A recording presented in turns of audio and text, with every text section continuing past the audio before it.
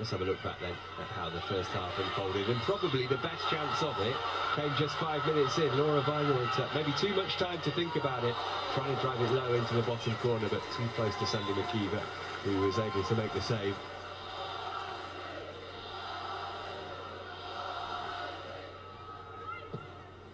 City had plenty of possession in the first half of the first half. They did have the odd chance as well. Nice piece of improvisation by Hemp there, but just unable to lift it up high enough to get it over the head of Sabrina D'Angelo, who hasn't had much to do in the first half.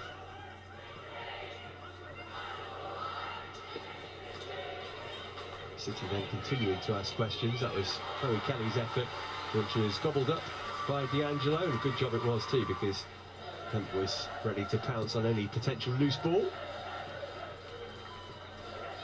Kelly having scored her first league goal of the season with a bit of confidence in her shooting ability again.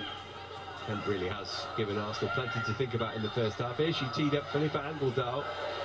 He would have hoped to have at least forced a save from D'Angelo there. Had plenty of time to measure the shot after Hasegawa had left it to her.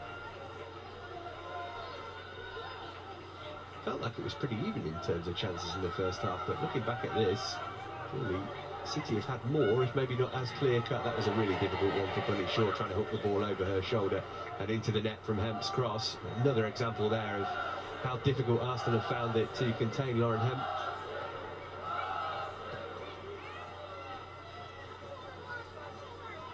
Look at that from Hemp again. She really is an outstanding player. And she's having some fun in North London. Brilliant run from her here, and it came to Kelly, and Kelly's shot was wild. But I'm sure one of the instructions from Gareth Taylor will be to get the ball to Lauren Hemp as much as possible in the second half, because she's making life very difficult indeed. A couple of opportunities for Arsenal before the break as well. Williamson playing in defence tonight, playing that one forward to Cool, and then it came to Caitlin Ford, and she couldn't keep it down. As the spearhead of the Arsenal attack tonight, the Australian. She has had the odd opportunity. So that was it for the first half. We'll be back with the second half shortly.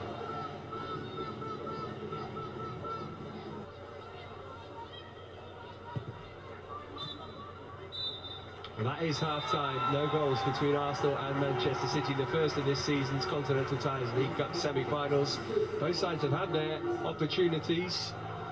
Arsenal with the best of them. Caitlin Ford and Laura Weinreuter as close as anybody to scoring. Lauren Hemp's had a couple of efforts for City as well, but as you would expect between two teams so evenly matched in terms of the league table, there's been very little between them in the first half here. At the break at Boreham Wood, the score is Arsenal 0, Manchester City 0.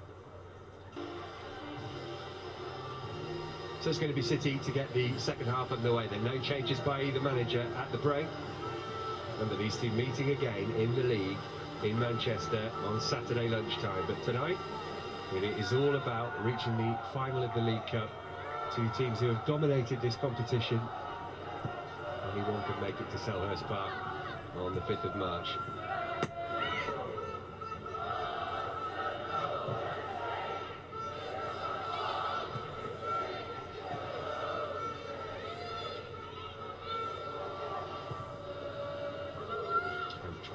On the ball, Williamson picked it up though. Little then dispossessed. Going close for the visitors. And then after the restart, Bunny Shaw, who had to make opportunities for herself because she didn't get the kind of service that she was looking for, firing just over here. Frustrating night for Shaw. Katie McCabe, the player of the match. How about this for a pinch of a cross? Really should have resulted in a goal for Lena Hurtig, but her effort thundered back off the crossbar when it looked easier to score. And you wondered at this point if it was going to be a night of immense frustration for Arsenal.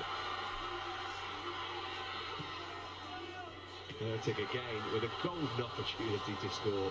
She will be extremely relieved that her team have got through, because these were two chances which should have been converted, particularly that one. McCabe again with an excellent delivery here. McKeever dropped it, and Blackstenius couldn't turn it in.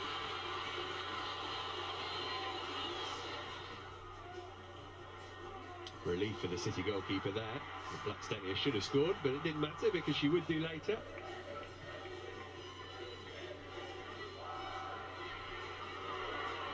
And then this was the moment that won the match. 2 minutes into extra time, Steina Blackstenius through McKeever, who, looking at that again, might be disappointed that she didn't manage to keep it out. It was good work from Marnham and Hertig in the build-up.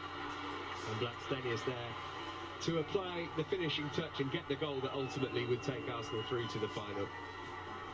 Great play from Marnham, and then unselfish from Hertig to square it back to Blackstenius.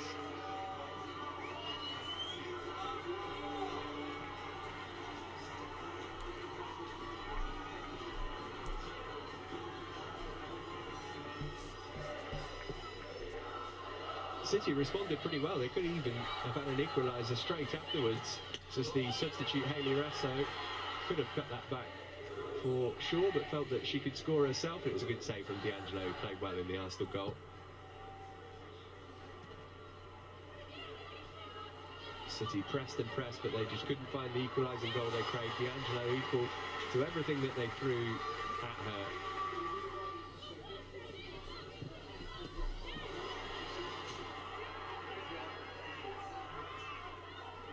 Again, City kept pressing, but just no goal for them. It's so rare that they failed to score. That one just over Shaw's head and at the back post. Rasso couldn't turn it in. And that was that. Arsenal managed to hold on, and it's they who go through to the final. Arsenal who managed to stick one away. Still going, I'm afraid, Jonas.